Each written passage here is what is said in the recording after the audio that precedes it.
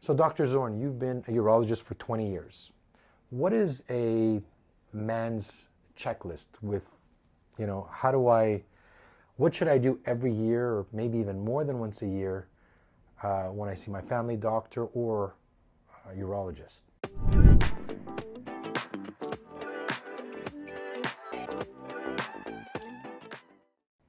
Yeah, certainly there are certain elements that you want to be looking at.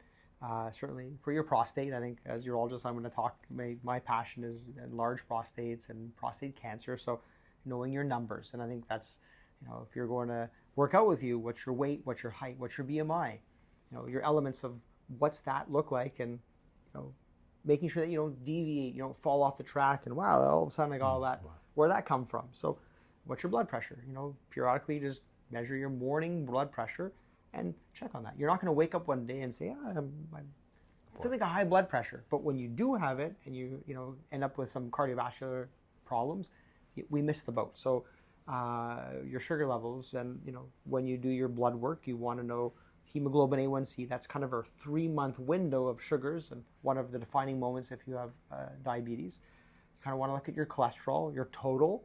Something above 5 is considered high, and looking at the bad cholesterol. So going back to Mark Moyad, the LDL indirectly is what's been shown to be the culprit of artery disease and early heart attack, what have you. So knowing those numbers, and certainly your testosterone if you can, if you're interested in those elements of strength and musculation, well-being. Vitamin D, I think you can check your vitamin D3 levels, and I think I've routinely picked them up, and hey, look, you're really low, and if I can get in there earlier and prevent bone loss, because once you lose it, we can give Prolia and all these injections, but you kind of want to get and maintain your bone density, because it's a downward spiral from that point on. So knowing your numbers, I think a lot of things is, we check our portfolios, we look at our bank, how we're doing. All this is normally done with a blood test, just some regular routine checks. And then just get involved, knowing your numbers, knowing what are the things that are important,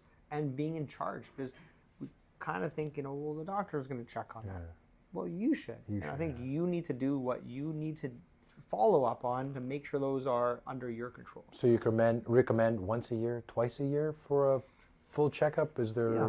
No one's really, that whole sense of health assessments have kind of fallen out the wayside. So come see me if you have a problem. Yeah. But when you have diabetes, by the time you come in for problems, you've been diabetic for a few years, and you may have some end organ damage or irreversible changes. So you kind of want to be ahead of the curve. Yeah, ahead of the curve. Yeah. Prevention. Stool, blood in the stool. There's ways of colon cancer screening. So should you have your colonoscopy? I haven't had one yet. My Opa, that's how he's up in heaven, because no checks, and it's not something that always presents with blood in the stool. But there's ways of checking for blood in the stool with a stool test, or go for a colonoscopy. It's a little bowel prep. I've had one myself, and given that family history, and you kind of start then 45, 50, and every 5 years if it's negative, or if they find a polyp, well, they snare it off, and you may do it in every 3 years. But at the end of the day, if you can catch something early, that's a good point. That's going to be. Because unfortunately, by the time you start coughing blood, or you have blood in the stool, or you losing weight, doesn't always lead to good outcomes. So we've got good advanced medicine and good different types of tailored treatments, but if we can be more preventative, and I think that's where we fall at the wayside, and this whole Western lifestyle of chase, run, go, push, and we shortchange ourselves, we shortchange our friends, our family, because we're, pushing.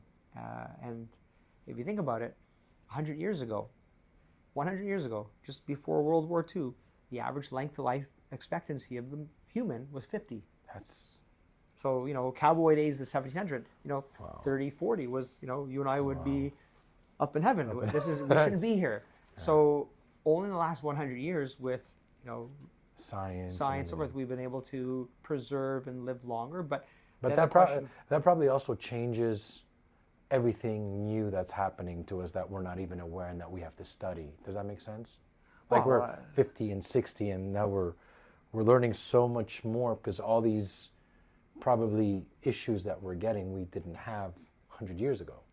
Well, we Fair didn't to know. say? Yeah. Exactly. Well, I think like with the enlarged prostate, most Yeah. people, if you die at 50, well, don't have the time to develop a large That's a prostate. good point. You know, sure, there were a few that had it, but again, we're not seeing the same size prostates I see now. And with it, I see a lot of 80-year-old men who are traveling and, you know, they're active and there's that bandwidth of that biological age we're talking about. So that's where, you know, I see some men who are, you know, happily active sexually and who are, you know, exercising, and they're like, you know, the most mysterious man, the Dos Equis, that beer commercial, I can't remember what it's called, the most fascinating man, you know, I don't know which one it is. it's that white beard. I have to look it up, but there's that the most mysterious or the most help me out, guys. You know what I'm talking about? Sounds good. Dos Equis, I think it's called. Dos Equis.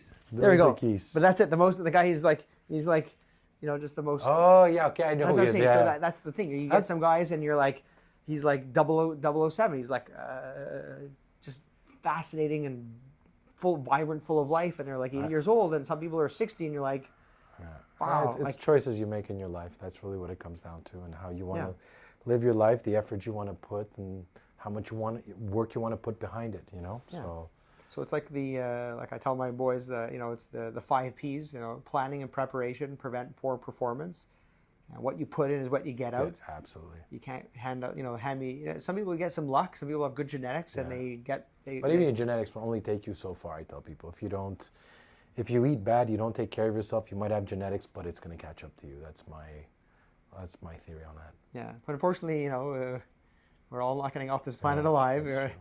You know, you're going to pay taxes, and at some point, you know, your number will be called. But you know, try to, if you can, enjoy those years by taking good care of yourself. And I think part of it, at least for me, I try and get up in the morning and go to the gym, you know, 5 times a week, and I get my cardiovascular. I hope I'm doing well. I think I maintain myself. I'm more resilient. If I fall and have an injury, I can bounce point, back. yeah. And there's an enjoyment aspect. I get natural endorphins. Yeah. I think there's, you know, how do you put that into the equation? You got coming back to feeling good. So point. I think that's It's all connected. Yeah. Absolutely. Hey guys, Nick Drosos. Dr. Kevin Zorn here. Hope you guys enjoyed this episode. Make sure to leave a comment, And any questions they may have down below. and we'll see you guys next week.